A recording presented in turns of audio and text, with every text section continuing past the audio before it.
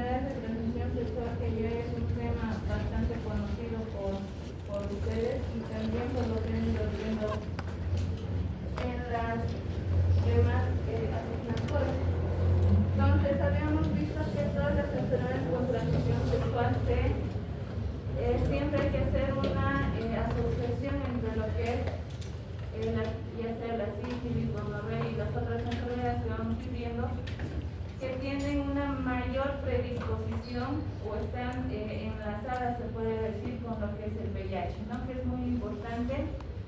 No solamente es tratar estas enfermedades, como todos ustedes saben, sífilis, gonorrea, como herpes simple, tienen sus tratamientos y pues obviamente son enfermedades que son curadas, ¿no? Pero si es en algún momento se llega la segunda vez o la tercera infección, ya puede ser asociado a lo que es el VIH. ¿No? Entonces habíamos dicho que estas enfermedades de transmisión sexual las íbamos a unir o las íbamos a agrupar en síndromes, ¿no? Y uno de ellos es la uretritis, ¿no? Donde habíamos visto que la uretritis, si bien semiológicamente hablando es inflamación de la uretra, pero que esta va a tener acompañada de un exudado, ya sea purulento o mucopurulento, que va a ser acompañado de lo que es la disuria, ¿no?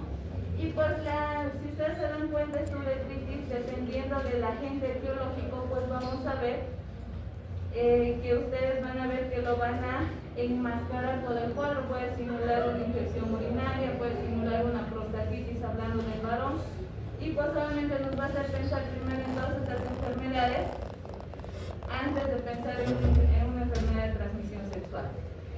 El diagnóstico es sumamente sencillo, solamente vamos a diagnosticar uno primeramente con la clínica, que va a ver el exudado y la disuria. Segundo, como estudio complementario nosotros debemos pedir un exudado, una tinción de Gram de este exudado mucopurulento, que nos va a referir el paciente, y pues obviamente nos va a salir o va a mostrar en este exudado purulento que van a tener 5 o más leucocitos por campo en esa muestra. Otra prueba también que es importante es la estereasa leucocitaria, que esto se hace en el examen general de orina y pues obviamente es positiva y nos va a tener algún tipo de alguna pauta. Pero también en el examen general de orina vamos a ver que habíamos dicho que el paciente va a tener disuria. ¿Por qué? Porque se va a empezar a elevar los glóbulos blancos y pues obviamente en la orina va a haber más de 10 leucocitos por campo en el examen de orina, y esto obviamente nos va a hacer confundir que fuera una infección urinaria. Pero ¿cuál va a ser la diferencia? Que en la infección urinaria no existe este exudado purulento, ¿no? Entonces eso hay que tener mucho cuidado.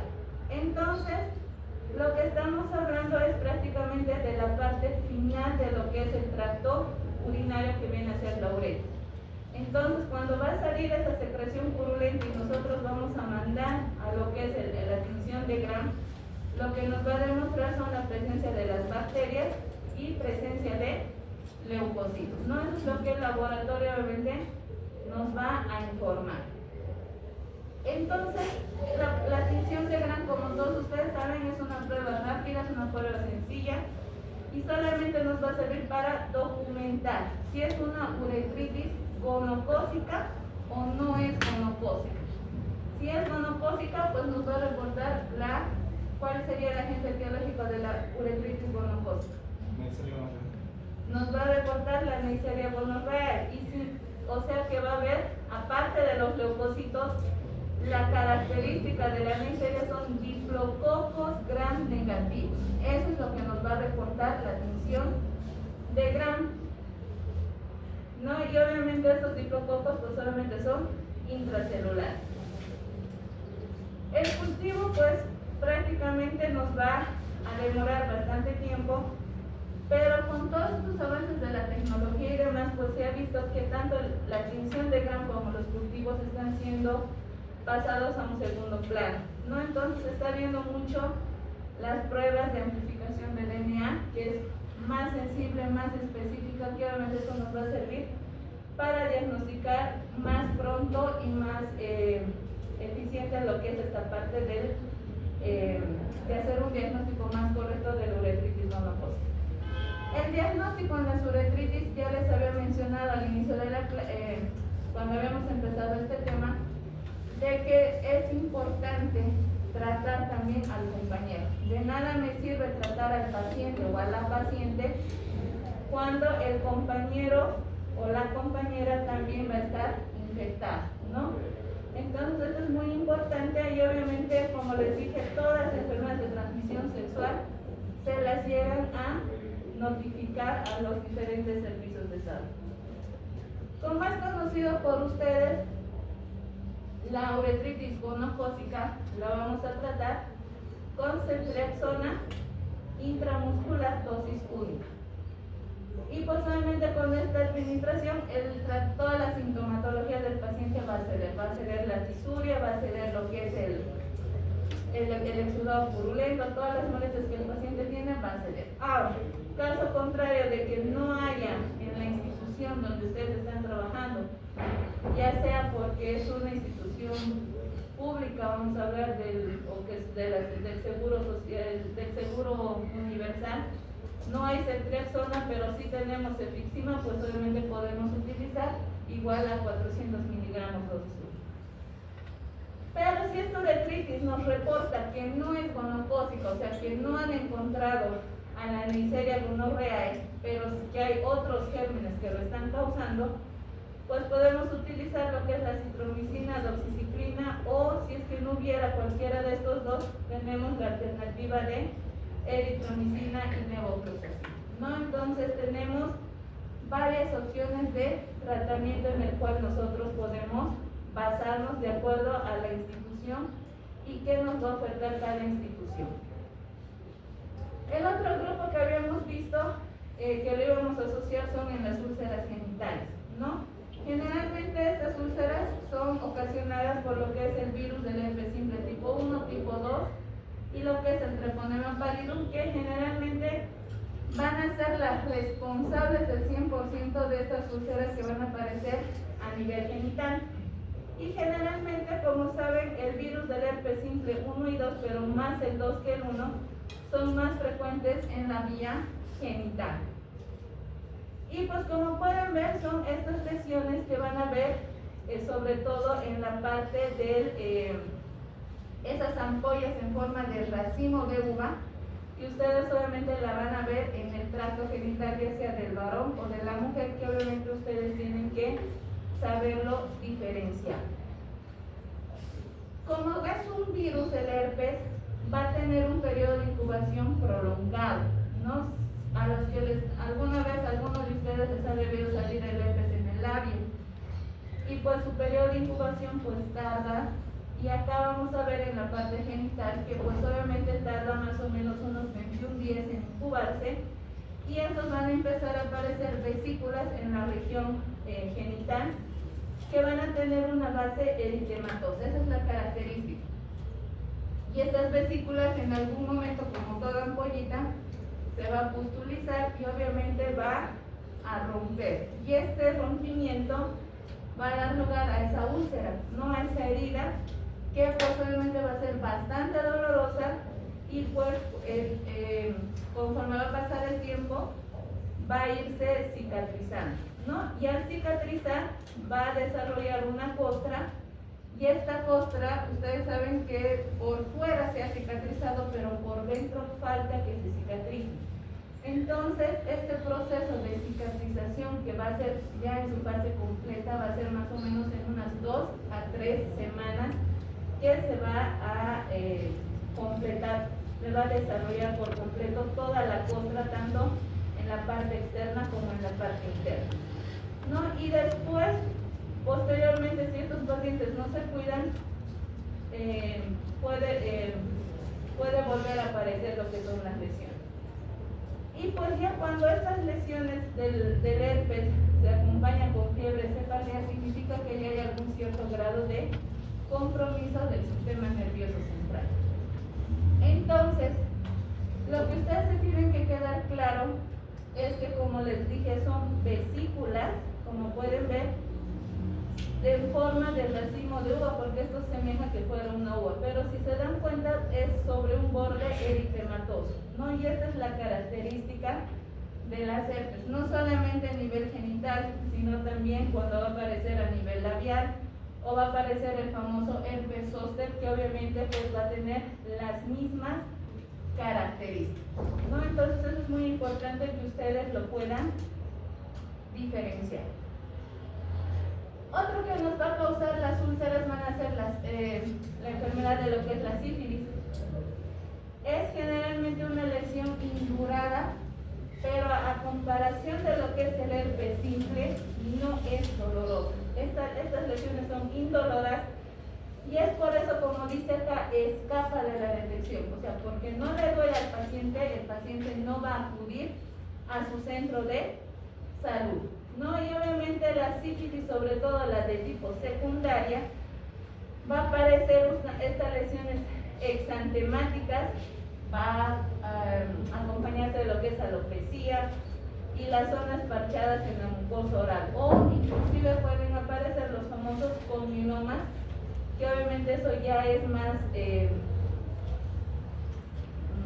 ¿cómo se puede decir? Para que, como en forma de coliflor, que crece bastante grande dependiendo de la carga viral que obviamente van a tener. Bueno, en este caso sería una carga bacteriana que obviamente va a tener estos gérmenes. Hay dos tipos de pruebas para diagnosticar lo que es la sífilis. Tenemos las pruebas privadas, que todos lo conocemos, que es la RPL y la BDRL, y las pruebas de confirmación, que es, si esta nos sale positiva, pues tenemos que confirmarla con la prueba de microaglutinación para el treponema pálido, ¿no? Entonces, y en estadios finales, pues cuando ya vemos los condilomas o vemos algún otro tipo de lesión, el estudio anatomopatológico nos va a dar más certero lo que es el diagnóstico. Cuando hay sífilis, nos obliga a que nosotros debemos realizar pruebas de VIH acompañado con este diagnóstico. Entonces, ¿qué es lo que van a ver en laboratorio? Van a sacar una muestra de lo que es la úlcera y lo que se va a ver son la forma de los espirales de lo que es el treponema pálido, ¿no? Entonces, esto es lo que el personal del laboratorio ve y pues obviamente a nosotros nos va a reportar. En relación a lo que es el chancroide, está causado por el Haemophilus ducreyi, que es otro también que va a causar úlceras. Pero ¿cuál va a ser la característica de esto? Es que van a ser úlceras irregulares, que son sucias y que pues obviamente se van a acompañar de linfadenopatías, o sea que va a haber presencia de ganglios linfáticos en la zona inguinal. Y estas linfadenopatías son dolorosas y pueden ser fluctuantes, ¿no? Entonces esa es la característica del chancroide. Y viéndolo en lo que es la piel, pues obviamente lo vamos a ver así, como ustedes se pueden ver, incluso semejaría, parecería que fuera una úlcera que está obviamente infectada, ¿no? Porque se ve como si tuviera secreción purulenta, los bordes están eritematosos, sobrelevantados, entonces nos da la impresión de que se estuviera infectando esa úlcera. Pero en sí la característica del chancroide es esa. El otro grupo que habíamos visto es las infecciones de células epiteliales. Y acá vamos a tomar en cuenta mucho lo que es el virus del papiloma humano, ¿no? Como ustedes saben, son enfermedades transitorias, asintomáticas, y pues obviamente la característica de estas, como su nombre lo dice, son las verrugas genitales, ¿no? Y estas obviamente van a ser visibles, van a ser de diferentes tamaños, son indoloras, son blandas, húmedas, rosadas, e inclusive van a tener ese aspecto color carne, ¿no? Que pueden ir desde las más chiquititas hasta las más grandes. Pueden ser planas, pueden ser elevadas, pueden ser únicas o pueden ser múltiples.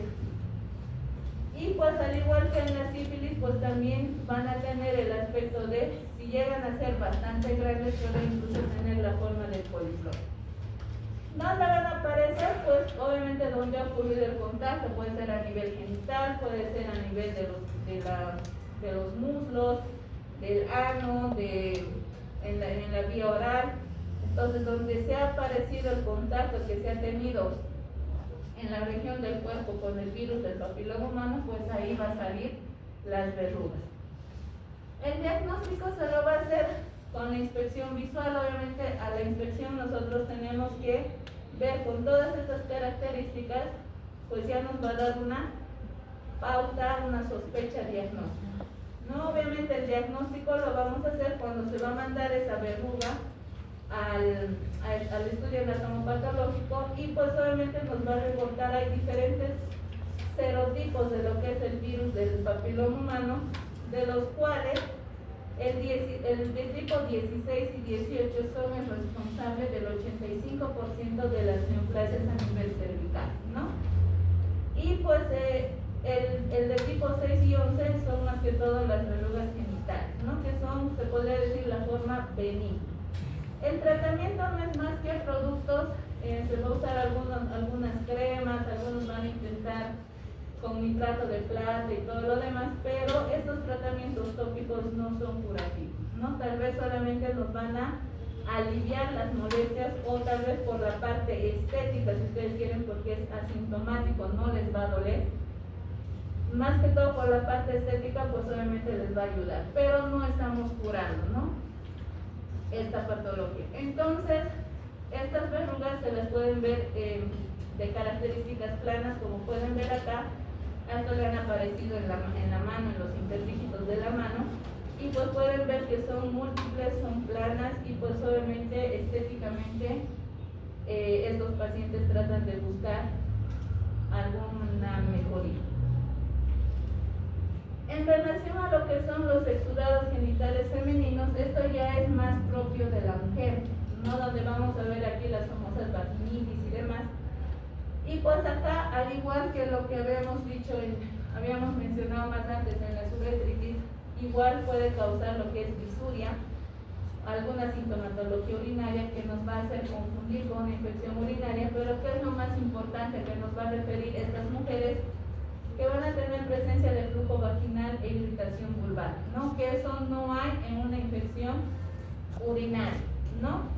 Y pues obviamente el diagnóstico, haciendo un examen físico, una historia clínica bastante detallada, con la sospecha que nosotros vamos a llegar semiológicamente, pues obviamente vamos a pedir la prueba específica para esto, ¿no?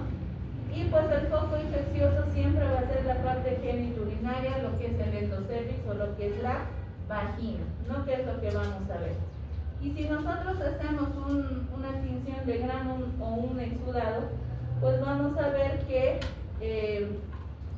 normalmente el endocervix de la mujer tiene un epitelio cilíndrico, como ustedes podrán recordar en histología, y pues vamos a ver que al tener este epitelio cilíndrico en el endocervix, son propensos a infecciones, ¿no? ¿Qué tipo de infecciones? Pues obviamente todas las que ustedes se puedan imaginar: neiserias, clamidias, tricomonas.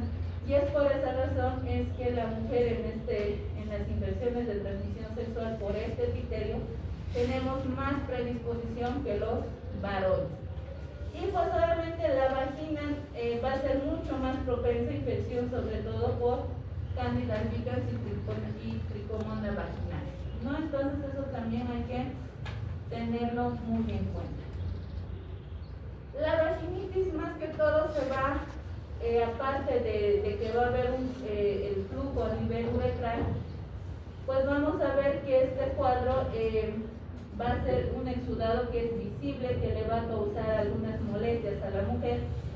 Y pues obviamente el tratamiento es sindrómico, ¿no? Porque la mujer va a referir bastantes molestias, desde una infección que puede simular una infección del tracto urinario, el exudado y demás. Entonces hay que tener que nosotros en esta parte de la vaginitis, pues nosotros carecemos de sensibilidad y especificidad para dar un tratamiento específico a la mujer. Entonces tenemos que hacer un tratamiento sindrómico. Y esto lo han dividido estas lesiones por patologías. Entonces vamos a ver una de ellas, que es la vaginosis bacteriana. Si bien es mínimamente sintomática, pero ¿qué es lo que va a presentar la mujer? Flujo vaginal escaso, va a haber un olor vaginal, pero sobre todo tiene una característica este olor, ¿no? Que va a aumentar este olor vaginal que va a desprender la mujer después de lo que es el coito, ¿no? Entonces esa es una característica que nos va a hacer pensar en una vaginosis. Y pues esto va a ser porque pues desaparece la flora vaginal por alguna razón y se empieza a sustituir por la actriz principal que vamos a tener en esta patología, que es la Gardnerella vaginalis, ¿no? Y puede ser también algunas otras bacterias anaeróbicas, pero la principal, la que nos va a ocasionar y la más frecuente, es la Gardnerella vaginalis. ¿Por qué existe este cambio de flora? Pues se sigue estudiando y se desconoce el por qué. Ni bien ingresa la Gardnerella o algunas otras bacterias, se desconoce el por qué se llega a colonizar tan rápido. Algunos dicen que puede ser por el tipo del epitelio, otros dicen por problemas tal vez genéticos o de inmunidad y demás, pero hasta el momento no se conoce la razón por qué es más frecuente este cambio tan brusco de lo que es la flora.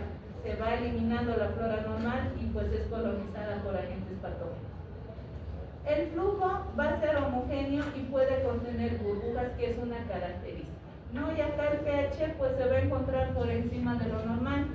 En la vagina generalmente el pH va a ser de 4 a 4.5, ¿no? Entonces esto se va a elevar más y pues obviamente eso también va a favorecer a este tipo de infección. Entonces, de lo que vamos a ver que en lo que habíamos mencionado, la vagina, al hacer un examen especular, pues vamos a ver este tipo de secreciones, ¿no? Dependiendo del agente etiológico, pues obviamente que nosotros vamos a encontrar. Estas infecciones, sobre todo la vaginitis, la vaginosis bacteriana y todas las patologías que van a empezar desde la parte baja de lo que es la parte genital en la mujer, cuando no le tomamos mucha importancia, o la misma mujer no le toma importancia porque piensa que es una infección urinaria, se automedica, o la vecina le dice que tome, o la farmacéutica algún medicamento X, estas infecciones son no hay que tomarlas muy ¿cómo les puedo decir? Hacia la libertad, no decir que va a pasar y tomando esto y punto.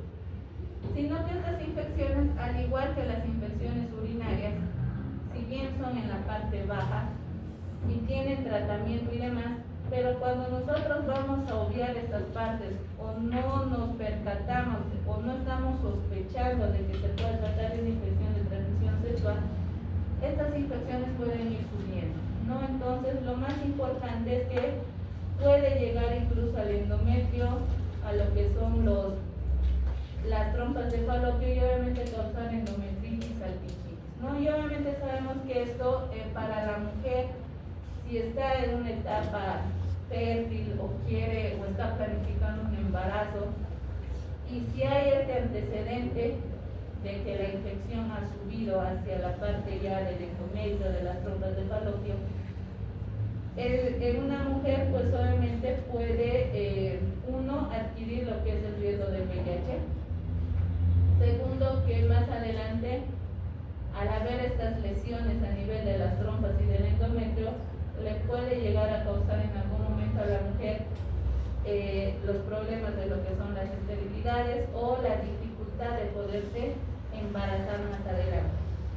Pero si la mujer está ya embarazada, vamos a ver que le puede causar algunas complicaciones durante el embarazo, ¿no? Dependiendo de la etapa donde se va a encontrar, donde puede haber una ruptura prematura de membranas, puede ocasionar un parto prematuro. Si estamos hablando del primer trimestre del embarazo, pues vamos a ver, incluso pueden hacer abortos o incluso tener alto riesgo de un parto prematuro, ¿no? Entonces es muy importante que nosotros sepamos diagnosticar y pues obviamente si estamos como médicos generales, pues obviamente referir a esa paciente tal vez al servicio de ginecología. Y pues el tratamiento, vamos a dar tratamientos para gérmenes anaerobios, ¿no? Ya sea el metronidazol, clindamicina, que los vamos a dar por 7 a 10 días. Otras enfermedades como la candidiasis. La candidiasis es muy frecuente, sobre todo en aquellas mujeres que por alguna razón están tomando un antibiótico y pues obviamente se va a prolongar. O cuando hay el tema de esto de que la mujer por alguna razón está tomando anticonceptivos orales, ya sea por tratamiento de síndrome de ovario poliquístico o porque está tomando para poderse cuidar y no embarazarse. Entonces tanto los antibióticos como los anticonceptivos orales hacen que exista un sobrecrecimiento de la flora, o sea que lo baja tanto la parte inmunológica de lo que es la barrera de la flora normal en la parte genital, y obviamente va a dar chance a que ingrese un germen oportunista. Y este germen oportunista es la Candida albicans, ¿no? Que es un germen que si bien nosotros lo tenemos dentro de nuestra flora normal, pero cuando no existe esa simbiosis en nuestro organismo y matamos a las bacterias por los antibióticos, pues damos lugar a que la cándida o estos gérmenes micológicos pues aumenten en cantidad. Clínicamente, ¿cómo lo vamos a diferenciar? La cándida ocasiona bastante prurito a nivel genital, va a haber prurito, dolor, disuria, puede haber lo que es incluso el flujo vaginal, ¿no? Y el flujo vaginal en una candidiasis, las mujeres refieren que es como leche cortada, ¿no? Que es una secreción blanquecina con pequeños grumitos, y pues obviamente eso ya nos va a dar una pauta de que estamos ante un proceso de candidiasis. Obviamente cuando las infecciones por cándida son bastante frecuentes, bastante recurrentes, pues hay que pensar que estos pacientes pueden tener diabetes o estamos frente a una paciente que tiene una infección por el VIH. Y pues obviamente el tratamiento, ustedes saben que como toda cándida pues hay que dar un antimicótico, ¿no? Y podemos dar del fluconazol, vía oral, vía vaginal, y pues dependiendo de cómo lo vayamos a tratar. Obviamente también hay que tratar a los compañeros porque, como les decía más antes, no me sirve de nada tratar solamente al paciente, no necesitamos necesariamente tratar a la pareja. Entonces, para que no se les olvide, el prurito, el ardor y la secreción blanquecina siempre hay que sospechar en cándida en una mujer. La tricomoniasis igual es otra infección que nos va a ocasionar lo que son el exudado purulento, pero que esta tricomoniasis va a ser ocasionada por la tricomona vaginalis, ¿no? Y pues esto va a ocasionar que va a haber una irritación a nivel vaginal de tipo purulento. El exudado que la paciente nos va a referir es un exudado igual purulento, donde cuando el ginecólogo coloca lo que es el espéculo, pues obviamente vamos a ver que las paredes de la vagina pues van a estar enrojecidas y esta vagina va a tener un flujo amarillento o verdoso y que va a tener unas burbujas grandes, que obviamente esto ya nos va a hacer sospechar en que se pueda tratar de una tricomona. El exudado en el exocérvix vamos a ver que va a estar inflamado, va a tener ese aspecto eritematoso, pero a nivel de lo que es el cuello del cuello del uterino va a tener un puntillado, o sea, lo va a asemejar como si fuera un cuello impreso, ¿no? Y pues obviamente esto ya nos va a dar otra característica. Y pues cuando el ginecólogo o ustedes cuando vayan a hacer su internado en el servicio rural o si es que hacen su internado en un hospital de segundo nivel, ustedes van a tomar lo que son los papanicolaos, y cuando tomen eso, en el estudio que nos van a reportar, pues van a ver que son protozoos móviles con flagelos visibles, ¿no? Y Y pues solamente el tratamiento vamos a dar igual con metronidazol o timidazol. ¿Y cómo lo van a ver? Como les había dicho, ¿no? Los bordes del cuello, de todo lo que es la vagina va a estar eritematosa con presencias de secreciones, pero esta es la característica de esas burbujas que les había mencionado. Y a nivel del exocervix, pues obviamente van a ver como si fuera una fresa, ¿no? Entonces, con todos estos nosotros ya podemos sospechar e iniciar tratamiento hasta que nos salga pues obviamente el resultado de lo que es el Papa Nicolau que habíamos solicitado inicialmente.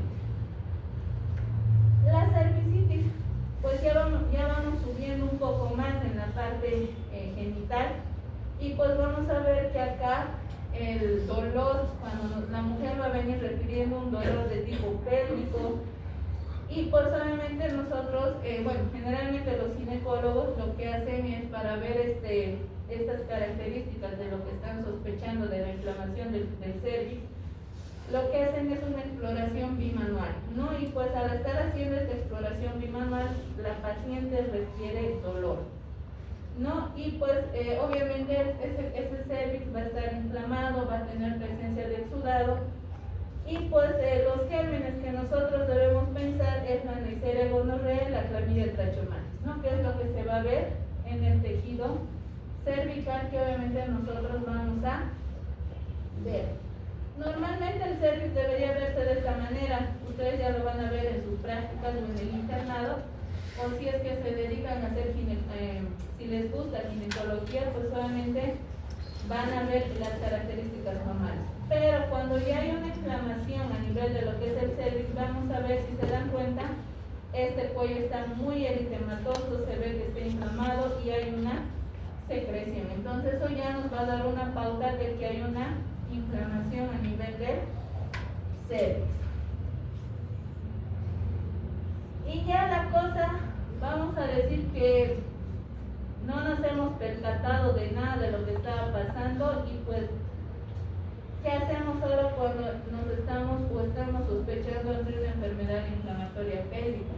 ¿No? Como ustedes saben, ya aquí la infección ha subido desde la parte del cervix, ha subido a todo lo que es la cavidad uterina, ¿no? Inclusive estos pueden llegar a lo que son las trompas, ¿no? Entonces esto hay que pensar en una Neisseria gonorrhoeae, Chlamydia trachomatis o en el micoplasma, que pues no se han tratado bien, o si es que se ha tratado, nos hemos olvidado de tratar a la pareja y la mujer ha seguido en contacto con estos gérmenes, y pues obviamente las cosas se han complicado, ¿no? Y pues acá ya los cambios inflamatorios son bastante notorios, donde ya los tejidos van a estar colonizadas por estas bacterias anaerobias vaginales e intestinales, y pues la paciente va a referir dolor, porque va a ir con un dolor intenso a lo que es al servicio de emergencias, y pues al igual que en la cervicitis le hacen la exploración bimanual y resulta que palpan incluso anexos, y pues obviamente la paciente le duele, ¿no? Entonces si ya hay dolor a nivel de los anexos y demás, ya estamos hablando de una salpingida, ¿no? Entonces el dolor, ni bien se lo palpe, va a ser en el cuello uterino, la infección ha ascendido, se va a acompañar de fiebre, le vamos a hacer exámenes de laboratorio y pues obviamente va a haber una leucocitosis con desviación a la izquierda, va a haber aumento de la velocidad de eritrosedimentación. Entonces es muy, el cuadro aquí como que ya se ha complicado, ¿no? Entonces el diagnóstico generalmente ya actualmente están haciendo la parte laparoscópica también a nivel ginecológico, y pues el diagnóstico lo están haciendo vía laparoscópica casi en un 70%, ¿no? Entonces es muy importante que ustedes sepan que no tenemos que tomarlo muy superficialmente estas patologías. Entonces vamos a ver que la infección va a partir desde el cuello del cervix y va a ocupar todo lo que es toda la cavidad uterina, y puede llegar a lo que es la trompa de falopio. Puede ser unilateral o puede ser inclusive bilateral, ¿no? Entonces esto también es muy importante, porque si no lo tratamos bien, no lo corregimos a tiempo, la mujer igual va a tener los mismos problemas de que algún tiempo tiempo pues el problema de lo que es la esterilidad, o si es que en algún momento se llega a embarazar, abortos recurrentes, o en algunos casos le va a ser dificultad para poder embarazarse a la mujer. El diagnóstico imagenológico, ya hemos sospechado la parte semiológica, pues entonces nosotros nos vamos a ayudar, que puede ser con una ecografía, dependiendo del inicio sexual de la mujer. Si es que ya ha iniciado su vida sexual, pues obviamente se hace una ecografía transvaginal, y si no, pues obviamente se hace una ecografía pélvica, ¿no? O caso contrario, si la ecografía no es muy concluyente, pues obviamente la tomografía ya nos va a ayudar a definir, porque la mujer va a venir con un síndrome doloroso de la pelvis, o sea, no estamos viendo exactamente a qué nivel, pues obviamente va a estar la infección. Como les decía, la infertilidad se presenta en la complicación del 15% de estas mujeres, y el 75% pues obviamente va a tener cuadros recurrentes pues, de estas infecciones. El embarazo ectópico y los abscesos tubováricos son complicaciones a largo plazo, como les decía, ¿no? Entonces es muy importante que ustedes sepan diagnosticar y tratar de ayudar a esa paciente. La prevención pues lo vamos a hacer como todos ustedes ya saben, hay que dar charlas, charlas educativas a los colegios, sobre todo que es nuestro punto más que está flaqueando, se puede decir, hacerles notar de que estas patologías, si bien son personas jóvenes en los colegios, pero que no están libres de estas enfermedades, ¿no? Que en cualquier momento pues obviamente les puede llegar.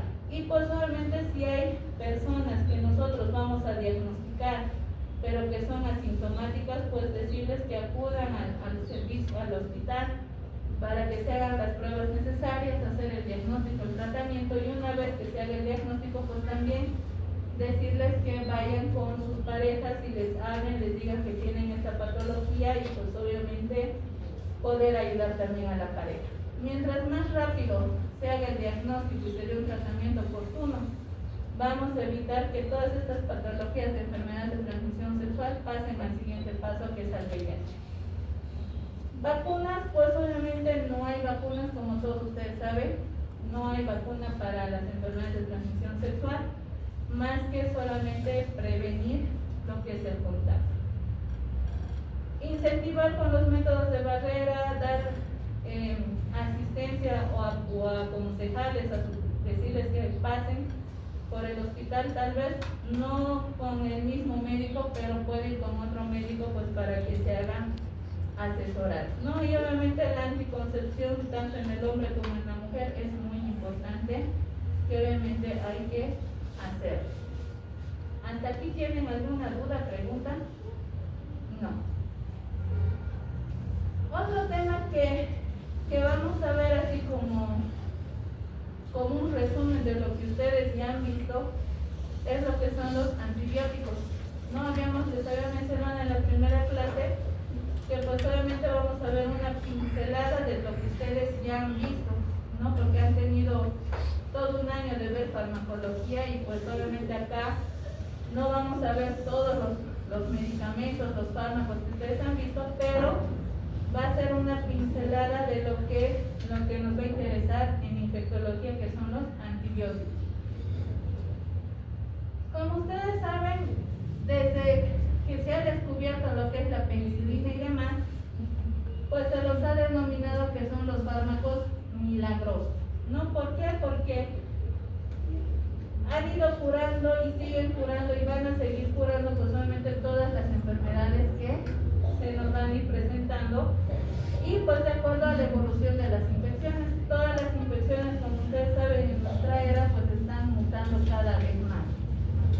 Y pues obviamente se ha visto que actualmente los antibióticos es la columna vertebral de la era moderna, ¿no? Entonces sin los antibióticos nosotros no haríamos nada en la actualidad. Pero como es nuestra columna, nuestro pilar, hemos abusado o hemos usado inadecuadamente lo que son los antibióticos. Y esto hemos visto que van a desarrollar resistencia farmacológica,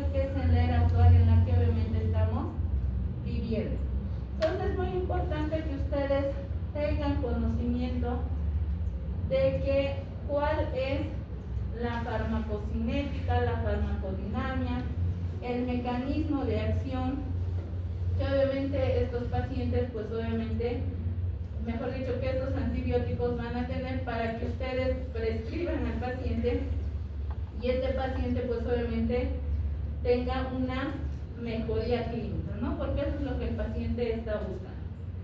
Aparte de disminuir, de mejorar la parte clínica, pues vamos a disminuir, al administrar un fármaco adecuadamente, vamos a disminuir la resistencia y pues solamente vamos a hacer que esos fármacos sigan siendo o que mantengan su efecto, su mecanismo de acción y su farmacocinética, farmacodinamia, que siga manteniendo el mismo nivel, pues obviamente para poder tener más acceso a nuestro arsenal terapéutico. ¿Cómo lo vamos a elegir?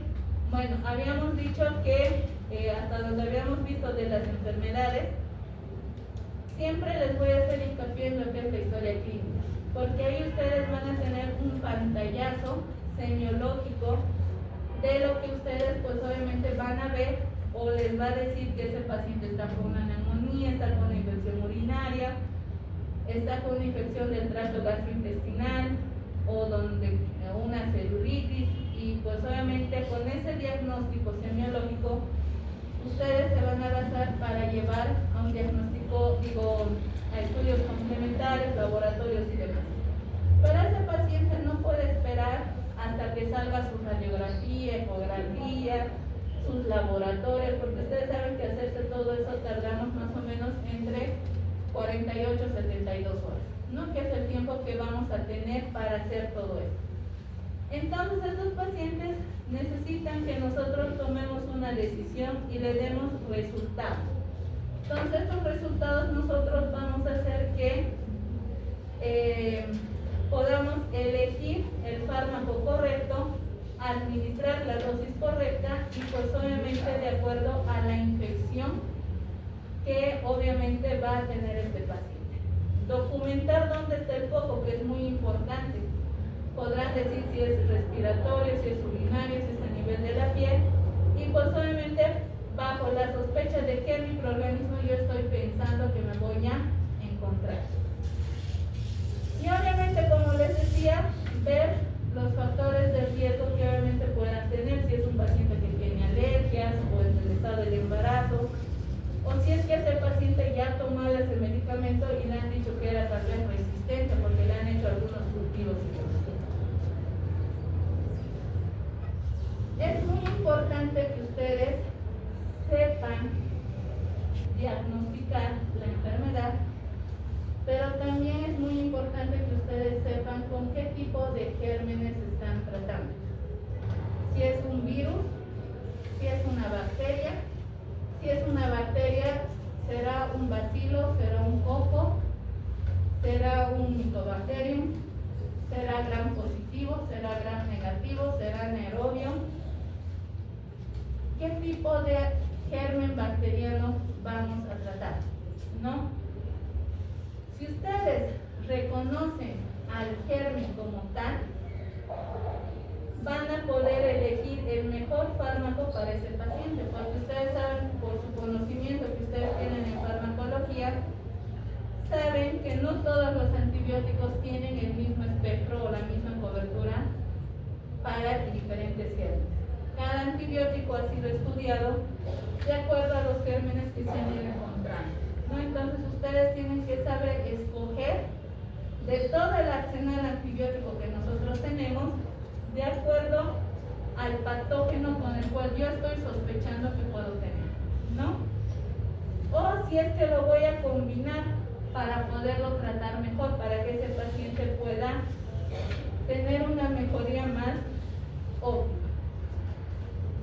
Una vez que hemos diagnosticado el origen de la infección, ustedes saben que los fármacos van a empezar a penetrar de diferentes formas en cada espacio de nuestro organismo, ¿no? Entonces es muy importante que ustedes vean tenemos nosotros algunas estructuras anatómicas donde van a haber uniones herméticas que va a imposibilitar el paso de los antibióticos a los diferentes lugares del organismo. ¿No? Entonces, uno de ellos, los que son más difíciles, siempre son el sistema nervioso central, el ojo, y lo que es la próstata, que nos va a costar un poquito llegar el antibiótico al lugar. Y en otros lugares, pues obviamente es mucho más fácil, porque la piel o las estructuras cutáneas con alguna mucosa, pues obviamente va a penetrar más fácilmente. El cultivo de antibiograma es muy importante. Ya han debido ver tal vez en sus prácticas hospitalarias que el cultivo nos va a dar mayor pauta. No nos va a identificar primero el germen, y pues obviamente de este germen nosotros vamos a poder, nos hace una tinción de Gram. Esta tinción de Gram nos va a decir qué germen, si es un germen Gram positivo, Gram negativo, es un diplococo, la cantidad de unidades formadoras de colonias que se va a tener, pero lo más importante es que nos va a dar la pauta para lo cual nosotros ante qué germen nos estamos sometiendo, pero no solamente nos va a identificar el germen y las unidades formadoras de colonias, sino que también nos va a dar la pauta de antibióticos. Van a ver si son antibióticos sensibles, tienen una sensibilidad intermedia o tienen una resistencia. Entonces todo esto nosotros pues obviamente lo vamos a ver, pero el cultivo y la tinción de Gram no nos va a establecer el diagnóstico definitivo. Solamente nos va a dar la pauta ante cuál es nuestro enemigo, si ustedes quieren, o quién es el malo de la película, lo va a identificar. El diagnóstico definitivo lo va a dar la semiología junto con los estudios complementarios que ustedes van a realizar y van a solicitar, y pues solamente el cultivo nos va a ayudar a que nosotros podamos hacer la elección antimicrobiana más adecuada para el paciente. Sabemos que un cultivo tarda entre 3 a 5 días. No le vamos a dejar al paciente 3 a 5 días sin tratamiento. Entonces vamos a iniciar el tratamiento pues empíricamente, y pues de acuerdo al cultivo vamos a ver si mantenemos nuestro antibiótico, asociamos con otro antibiótico o vamos a cambiar totalmente el antibiótico. La sensibilidad, pues obviamente ya les había dicho, es muy importante. Sobre todo esta sensibilidad se va a basar en lo que es la concentración inhibitoria mínima, y pues sabemos que los lugares de hospitalización más frecuentes, donde los pacientes van a terminar más contaminados, son los que están en unidades de cuidados intensivos o cuidados intermedios, ¿no? Donde vamos a tener mayor acceso a los gérmenes intrahospitalarios. ¿Cómo vamos a hacer la determinación de la dosis correcta de los antibióticos? Pues obviamente vamos a ver que el laboratorio lo ha estudiado a la secreción que nosotros hemos mandado, lo han identificado, pero resulta de que pues en laboratorio van a desencadenar algunos efectos adversos. Vamos a ver si ese disco que lo han impregnado de antibiótico pues le va a hacer efecto o no le va a hacer efecto. Pues bien, entonces ahí ellos han visto que con una dosis óptima pues obviamente van a suprimir la acción de estos gérmenes patógenos, o pues van a ver si estos gérmenes son mutantes o se están haciendo resistentes. Y pues esto vamos a verlo, el laboratorio nos va a reportar lo que es ya el cultivo y el antibiograma ya finalizado, y pues obviamente nosotros ya tenemos que ver el cultivo y antibiograma no nos va a dar la dosis farmacológica. Lo que hace el cultivo y antibiograma te va a dar el germen, todo eso, pero en la parte del antibiograma nos va a dar solamente la lista de los medicamentos que obviamente son sensibles o son resistentes o tienen sensibilidad intermedia. No les va a dar la dosis. Entonces ustedes tienen que tener muy en cuenta las dosis de los antibióticos. Se las tienen que, si ustedes quieren, aprender de memoria. Y ya con el tiempo, pues solamente ya se les va a hacer mucho más fácil irse adecuando a las dosis. Obviamente si van a optar por ser pediatras, se tienen que aprender las dosis por kilopeso, ¿no? Porque no es lo mismo que en el adulto. En el adulto sí hay algunos fármacos como la vancomicina y el imipenem que sí se dosifican kilopeso, pero después casi el resto en la parte de los adultos es, si ustedes quieren, de forma universal, si ustedes quieren la dosificación de los medicamentos. Y esta dosis farmacológica que nosotros vamos a dar, esperamos tanto el paciente como nosotros que tengan una buena evolución, o sea que la infección vaya cediendo, que toda la sintomatología vaya desapareciendo. Podemos optar porque el fármaco lo podamos administrar de forma endovenosa o de vía oral, y pues vamos a ver que dependiendo de la vía de administración que nosotros decidamos darle a ese paciente, el antibiótico no va a actuar inmediatamente, como ustedes sabrán por farmacología, sino que poco a poco va a ir subiendo, va a ir escalando la parte de su concentración. Empieza con una concentración baja y pues obviamente va a ir aumentando poco a poco hasta llegar a su pico máximo, hacer una meseta, y de esa meseta pues obviamente el fármaco va a ir bajando su potencial de acción. Entonces de acá es que cuando el fármaco va a empezar a bajar esa meseta, nosotros tenemos que dar una nueva dosis. De ahí es la razón que hay algunos fármacos que ustedes han podido ver que se da solamente una vez al día, que se da cada 12 horas, cada 8 horas, cada 6 horas, o en el caso de las penicilinas, algunas que se dan incluso hasta cada 4 horas, ¿no? Entonces, de acuerdo a su mecanismo de acción y cuánto va a durar su meseta, que obviamente ustedes tienen que tener muy en cuenta esa parte. Es muy importante que ustedes empiecen a recordar lo que es la farmacodinamia, de cómo vamos a ver que ese fármaco va a empezar a actuar, cuál va a ser el primer lugar donde el antibiótico se va, si ustedes quieren, cuando se encuentra con la bacteria, dónde lo va a buscar por dónde va a poder ingresar, y pues obviamente va a tener un perfil de concentración y el tiempo en el cual el antibiótico va a poder penetrar a lo que es ese bacteria, ¿no? Y pues obviamente vamos a ver que la unión a las proteínas también es muy importante. Hay algunos medicamentos que ni bien se ponen en contacto o se encuentran con el germen patógeno y pues lo destruyen inmediatamente. Y estos medicamentos, con esta destrucción, hace que aumente más rápido su concentración. Entonces, hay algunos fármacos como las fluoroquinolonas y los aminoglucósidos que obviamente van a tener una respuesta rápida, ¿no? Por eso es un mecanismo de destrucción rápido. Pero hay otros como las penicilinas, las cefalosporinas, los carbapenémicos, los monobactámicos, que tienen una destrucción de estos microorganismos que van a ir lento, ¿no? Entonces, por lo que sus concentraciones van a ir subiendo poco a poco, y una vez que alcancen la meseta que estos tienen que alcanzar, la destrucción pues va a ser rápida, ¿no? Y pues obviamente hay que ver también cuánto tiempo el fármaco va a permanecer libre para que pues obviamente su concentración inhibitoria mínima pues pueda subir por encima del valor normal, pues obviamente para que tenga su efecto farmacológico.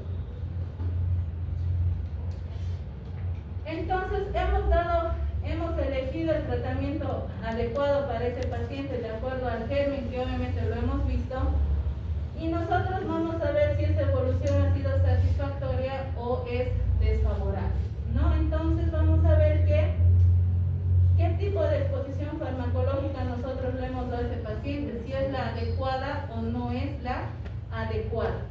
Y si no es la adecuada, pues volver a replantear y pues obviamente tal vez volver a escoger un antibiótico que tenga mayor cobertura antibiótica o poderla asociar.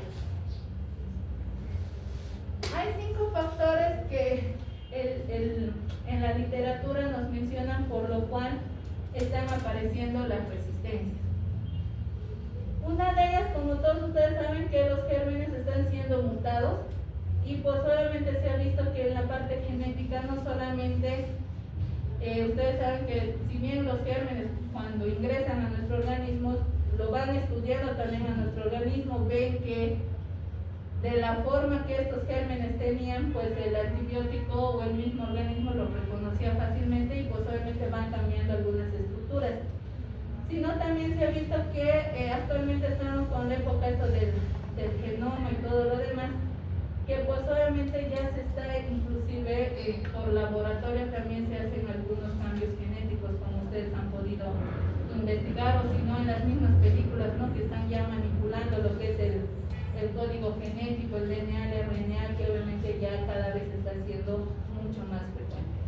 Entonces esta mutación del microorganismo depende netamente del germen patógeno, ya no depende de nosotros, sino de este agente patógeno que está viendo cómo poder ingresar al organismo, poder subsistir, poder sobrevivir y pues obviamente seguir infectando, ¿no? Esa es la finalidad de los microorganismos cuando ingresan a nuestro organismo. Segundo, la carga bacteriana. Cuanto mayor es la carga bacteriana, es más probable de que el germen haga más mutaciones y pues obviamente vaya a ocasionar mayor resistencia a los antibióticos que nosotros vamos a dar y pues esto es perjudicial para el paciente. Tercero, hay que ver la penetración del fármaco. No habíamos dicho que hay diferentes sitios anatómicos en nuestro organismo que le va a costar al fármaco penetrar. Esto va a depender también de la carga bacteriana que obviamente va a ingresar a nuestro organismo. Si es una carga alta, le va a costar al fármaco penetrar donde está el sitio de la infección y pues obviamente hasta que penetre y todo lo demás, pues va a ir disminuyendo su efecto antibiótico. Y es acá cuando el antibiótico va a intentar o le va a costar penetrar o va a tardar bastante tiempo, pues obviamente es otra de las causas que podría ser la aparición de las resistencias. El punto 4 es la replicación propensa al error en los patógenos bacterianos. ¿Qué quiere decir esto? Ustedes saben que cuando el antibiótico ingresa al agente patógeno, ya sea por la pared celular, y que tenga que hacer su sitio de acción, ya sea en el ribosoma, en la mitocondria y todo lo demás, pues estos patógenos, ustedes saben que van cambiando constantemente la parte de su código genético, ¿no? Entonces, vamos a ver que esto va a estar inducido sobre todo por las polimerasas, que obviamente va a hacer que el antibiótico tenga más errores para que pues obviamente lo pueda camuflar.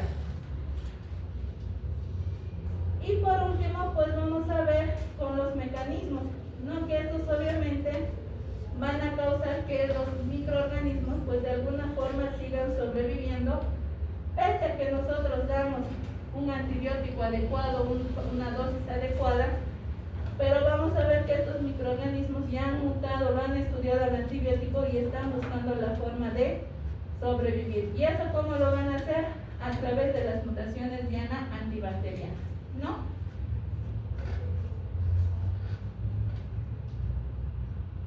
¿Cómo nosotros vamos a suprimir la aparición de la resistencia?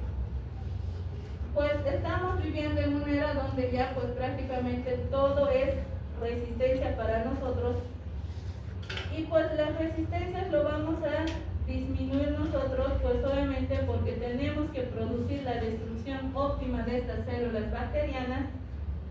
Segundo, tenemos que emplear hay algunos artículos que te dicen que tienes que utilizar una quimioterapia combinada. Y también nos dice la literatura pues que tiene muchas ventajas. ¿A qué nos referimos con terapia combinada? Que podemos usar entre 2 o inclusive 3 fármacos, que obviamente eso nos va a ayudar. ¿Cuál es la ventaja? La ventaja una es que vamos a aumentar la cobertura antibiótica y pues vamos a suprimir lo que es la aparición de las resistencias. Pero ¿cuál es la desventaja?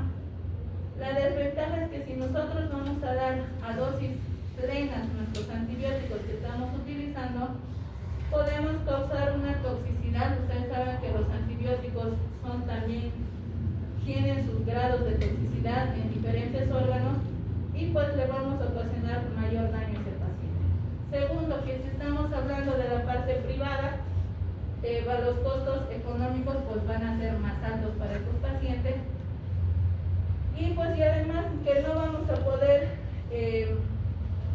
ver si es una forma, lo que estamos aumentando la interacción farmacológica, si es algo aditivo o vamos a ocasionar algún tipo de sinergia.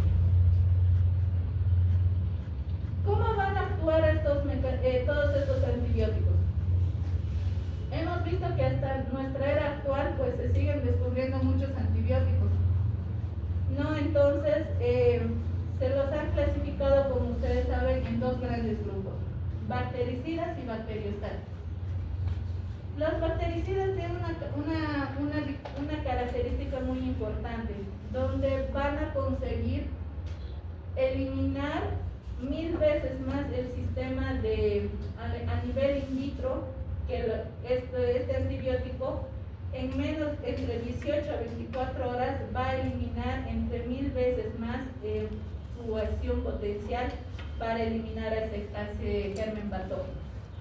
Entonces, cuando actúan estos antibióticos hasta las 24 horas y tienen un bastante efecto positivo al ver que las bacterias con ese germen, con ese antibiótico se eliminan fácilmente in vitro en laboratorio, se lo considera bactericida. Pero cuando el fármaco le cuesta llegar a esa cifra de 1000 veces, o sea, de destruir 1000 veces más rápido al germen patógeno, pero lo consigue, pero en menos cantidad y en un poco más de tiempo, se lo cataloga como bacteriostático, ¿no? Entonces, ahí es donde ya nosotros tenemos que discernir si vamos a utilizar un antibiótico bactericida o queremos que sea un antibiótico bacteriostático. Esta es una tabla donde se ha tratado de resumir todo lo que es la parte de los antibióticos, donde, como pueden ver, tenemos diferentes tipos de antibióticos conforme han pasado donde se han visto todos estos estudios, y como pueden ver, son diferentes puntos de sitio de acción. Y pues los primeros que han sido estudiados son los betalactámicos. ¿Dónde van a actuar los betalactámicos? A nivel de la pared celular, porque ahí en la pared celular las bacterias tienen unas proteínas fijadoras a la penicilina y pues obviamente estas van a ir, la penicilina va a ir y se va a ocupar su lugar, ¿no? Entonces los betalactámicos son casi 100% bactericidas, pero cuando están frente a un enterococo se vuelven bacteriostáticos. Tenemos otro antibiótico que es la vancomicina teicoplanina, que al igual que los betalactámicos se van a unir a lo que es la pared celular, ¿no? Estos tienen una característica, porque en su grupo terminal tienen a lo que es la D-alanil, que este es un precursor de los pentapéptidos del péptido glicano, ¿no? Entonces, esto hace que los va a convertir igual en bactericidas, pero si están en presencia del enterococo se vuelven bacteriostáticos. ¿Esto por qué? Porque va a inhibir lo que es la polimerización de los precursores de los disacáridos y pues va a ocurrir toda una translocación que va a alterar la síntesis de la pared celular. Otro antibiótico que es muy conocido y muy usado son los aminoglucósidos, ¿no? Donde estos su lugar de acción es la síntesis proteica de la subunidad ribosómica 30S. Estos lo que van a hacer va a ser una inhibición de la elongación peptídica, o sea, va a ocasionar una lectura errónea en el código genético y por ende va a ocasionar una inhibición de la síntesis proteica. Estos aminoglucósidos tienen una acción 100% bactericida. Las tetraciclinas, que en alguna oportunidad también ustedes la van a prescribir, la van a utilizar, al igual que los aminoglucósidos, inhiben la síntesis proteica de la subunidad 30S ribosómica, pero estas van a inhibir lo que es la unión del RNA del transferasa y también va a inhibir lo que es la síntesis proteica. Estas tetraciclinas son casi casi el 90-95% son bacteriostáticos. Ocasionalmente, con algunas presencias de algunos gérmenes, se vuelven bactericidas, pero es muy ocasional. El cloranfenicol, que es un antibiótico pues que ya está en desuso, excepto en la presentación de colirios oftálmicos, pero ya no hay la presentación de lo que es comprimidos y lo que es la forma endovenosa, y si es que lo hay, es muy difícil de encontrar. No es que generalmente es un excelente antibiótico, tenía su lugar de acción en lo que es en la síntesis proteica de la subunidad 30S ribosómica. Era un excelente fármaco, ¿por qué? Porque te bloqueaba todo lo que es el acoplamiento del RNA de la transferasa y también te inhibía la síntesis proteica. Es un antibiótico casi 100% bacteriostático, pero ocasionalmente era bactericida. ¿Por qué se lo eliminó del mercado, alguien sabe? Por la resistencia. No. Uy, si tuviéramos que eliminar por resistencia, todos los antibióticos ya estuvieran eliminados. Jefe.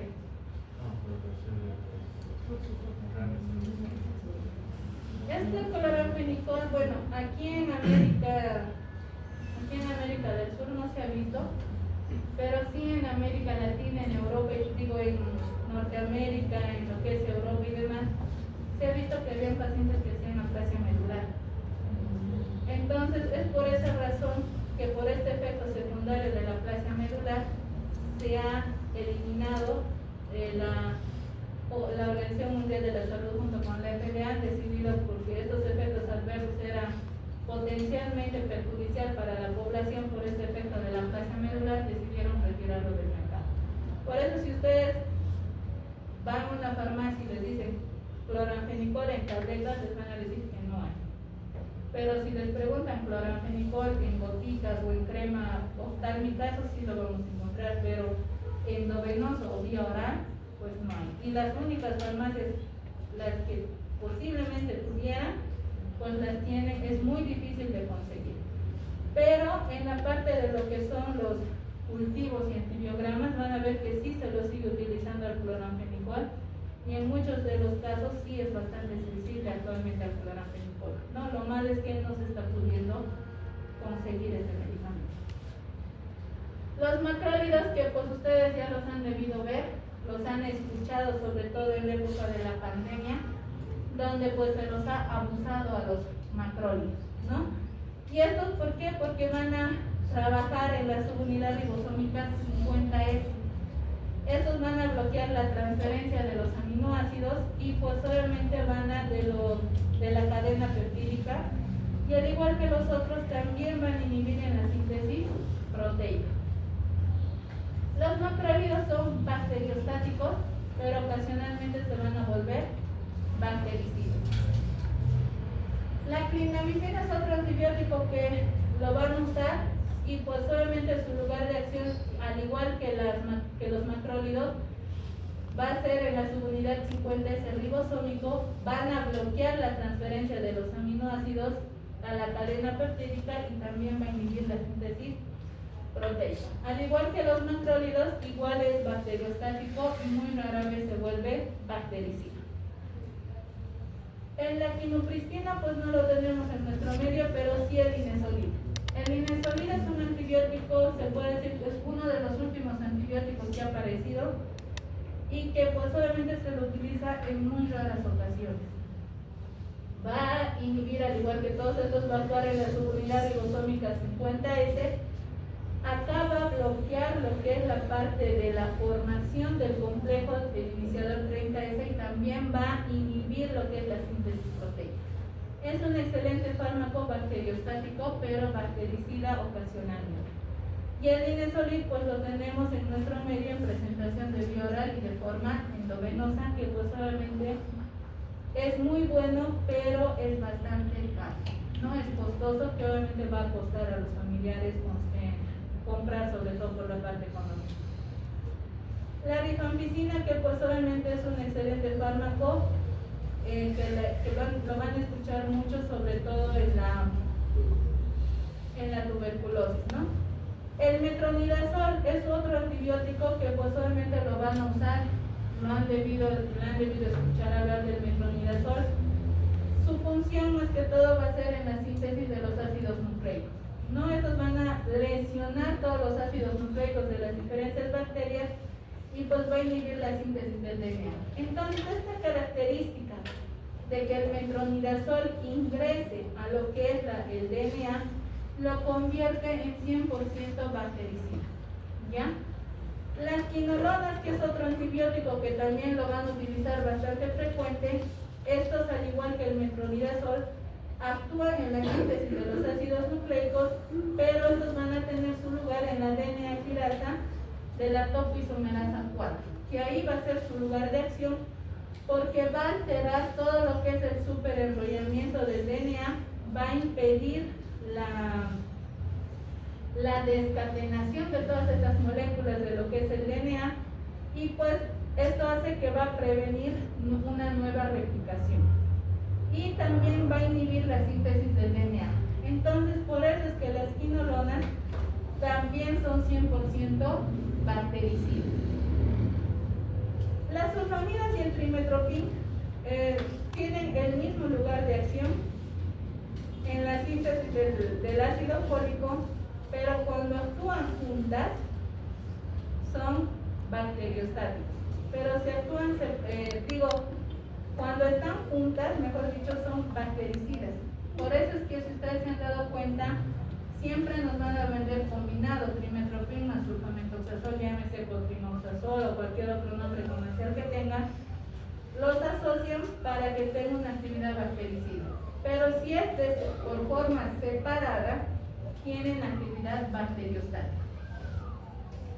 Entonces, ustedes ya han debido ver este dibujito que les han debido presentar en farmacología, donde de acuerdo a la bacteria, que vemos el contenido de la bacteria, tiene sus diferentes lugares de los antibióticos, ¿no? Entonces, a nivel de la pared celular van a estar lo que son los betalactámicos, la vancomicina.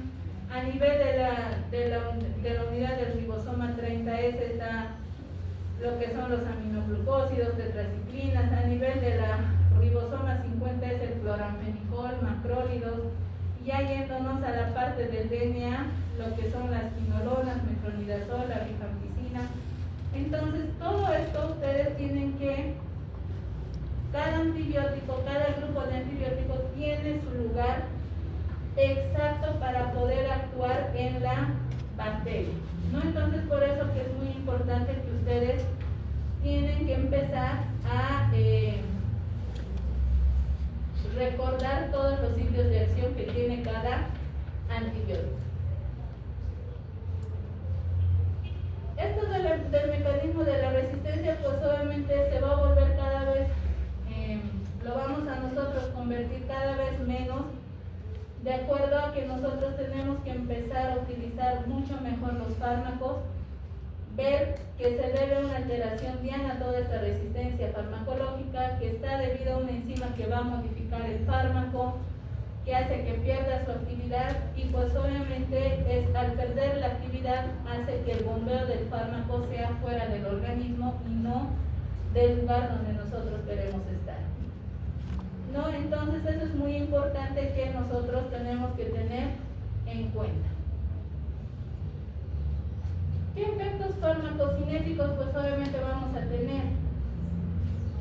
Si ustedes recuerdan, la farmacocinética es el estudio del fármaco así como tal, ¿no? Donde obviamente vamos a ver su perfil de concentración, el tiempo del fármaco el cual va a actuar en nuestro organismo, qué capacidad tiene el fármaco para poder penetrar el punto infeccioso, o en qué tiempo va a llegar ese fármaco al lugar de la infección, o hasta qué punto ese fármaco es muy tóxico, ¿no? Entonces, eso ustedes lo tienen que ver, ¿no? Que eso es muy importante, porque eso, pues, eso ya se los dejo de tarea para ustedes, pues, para que vayan revisando o repasando todo esto de la farmacocinética.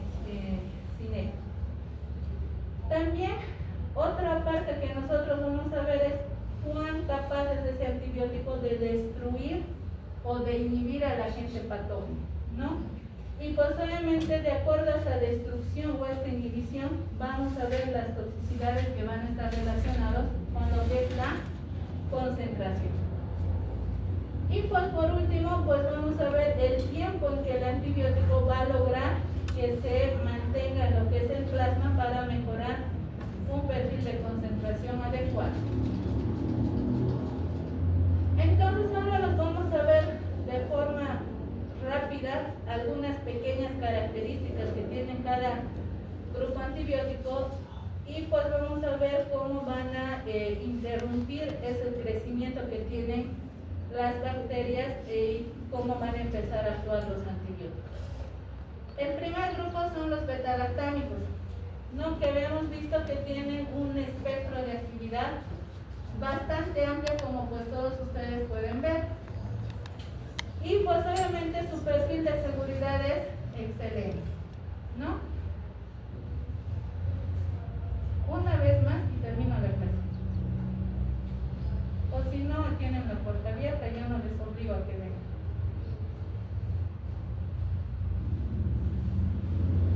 Tienen un perfil de seguridad excelente, porque si ustedes se han dado cuenta, los beta-lactámicos se utilizan en niños, adultos, se utilizan en mujeres embarazadas, entonces tienen bastante seguridad estos beta-lactámicos, ¿no? Entonces, lo único que nos va a un poquito limitar su uso, o le vamos a tener un poquito de miedo, es la toxicidad, ¿no? Que habíamos visto que van a ocasionar reacciones alérgicas por la degradación que va a producir al degradar la bacteria. Y pues estas degradaciones pues va a ir a lo que es al torrente circulatorio y esto va a desencadenar todo ese proceso alérgico. Como este conocimiento de ustedes, pues hay diferentes beta-lactámicos, desde las penicilinas, cefalosporinas, monolactámicos, carbapenémicos, que pues ya ustedes ya tienen que ir viendo. Por ejemplo, en las cefalosporinas existen cefalosporinas de primera, segunda, tercera, cuarta generación. Cada generación con sus diferentes espectros de acción, ¿no? Entonces, obviamente ustedes tienen que tener.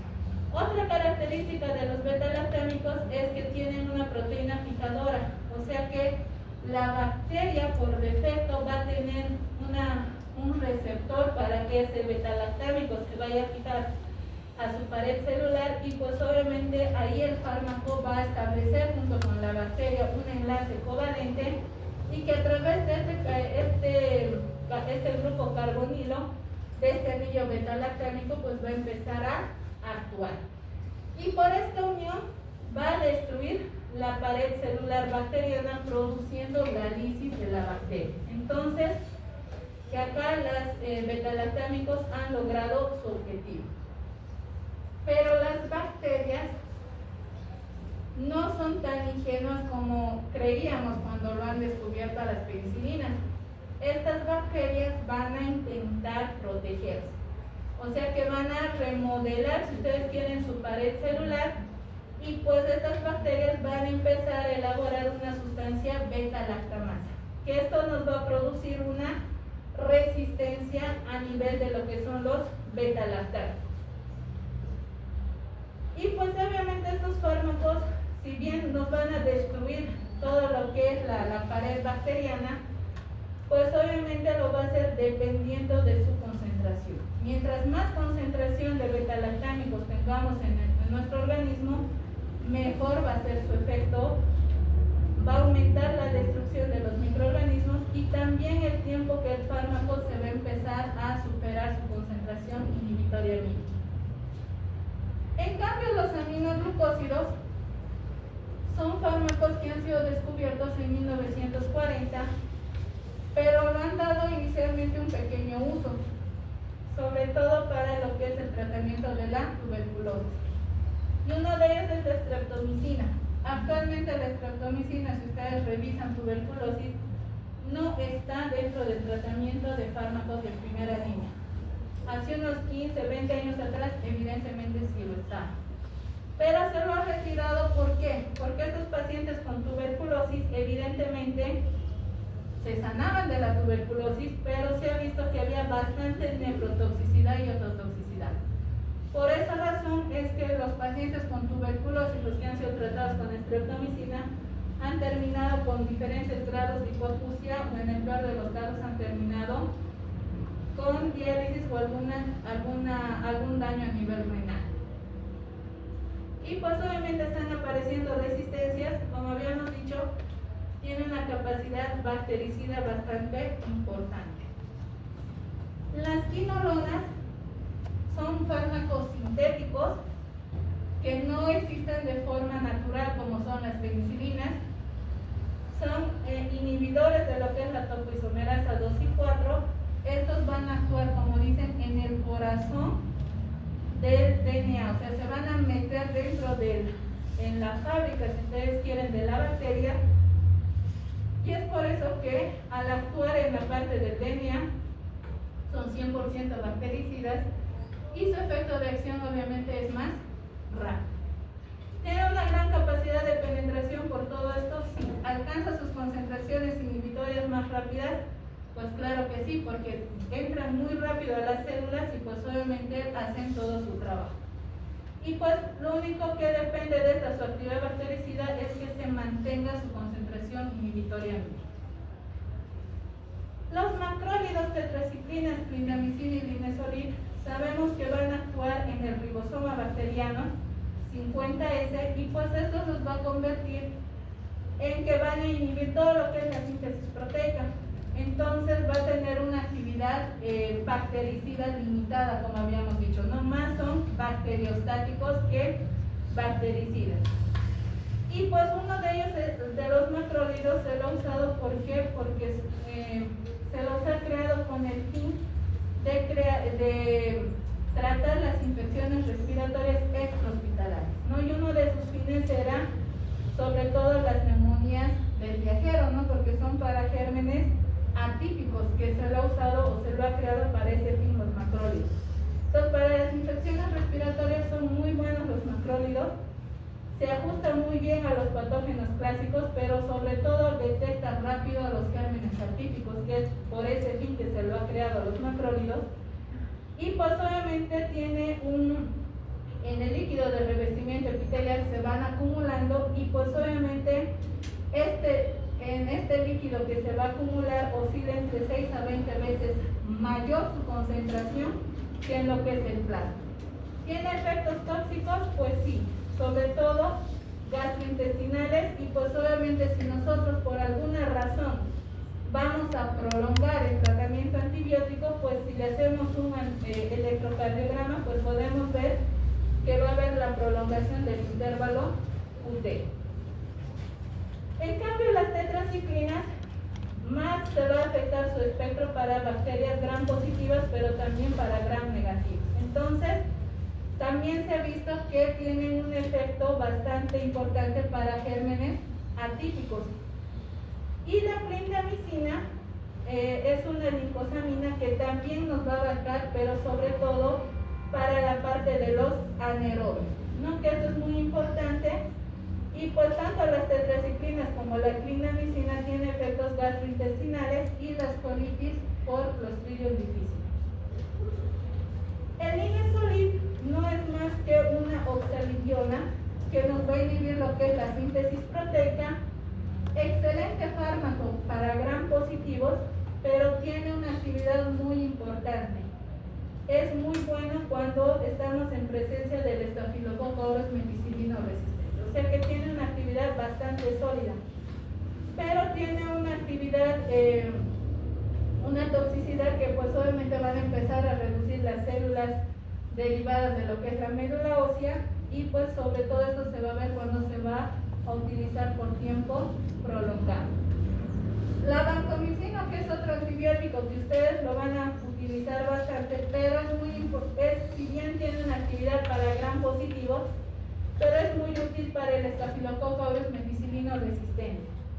Actúa como en la pared celular, hemos dicho que es bactericida por su espectro, y también no solamente para el Staphylococcus aureus, sino también nos va a ayudar para el Clostridium difficile.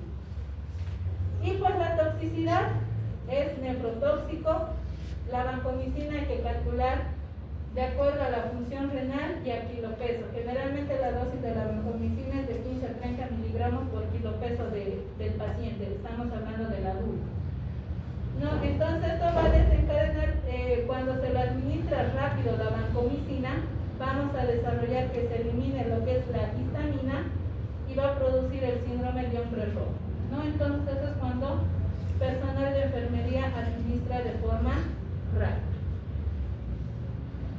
Y pues estos medicamentos que no lo tenemos en nuestro medio, pero si alguna vez ustedes salen al exterior y pues tienen la oportunidad de verlos o de utilizarlos, pues la quinopristina y la dalfopristina no es más que la combinación de la estreptogramina A y la estreptogramina B. Tienen actividad bacteriostática y cuando se las combina tienen actividad bactericida. Nos va a ser muy útil para enterococos resistentes y también para el estafilococo aureus, meticilino resistente, y tiene sus efectos adversos como las mialgias y las famosas flebitis, de acuerdo a donde se lo va a administrar, ya sea de forma periférica o por catéter venoso central. Y este es el último que vamos a ver. La daptomicina es un lipopéptido, que esto ya se lo había visto ya desde más antes, desde la época de 1980, pero lo están volviendo a emplear con toda esta resistencia. ¿Para qué se lo utiliza? Sobre todo para las infecciones de la piel y las estructuras cutáneas, que obviamente se está viendo que son complicaciones del estafilococo aureus y también secundaria a una endocarditis, sobre todo en la válvula tricuspide, ¿no? Entonces la toxicidad es muscular, que es infrecuente, y pues obviamente, como han podido ver, va a causar la elevación de los valores de la CPK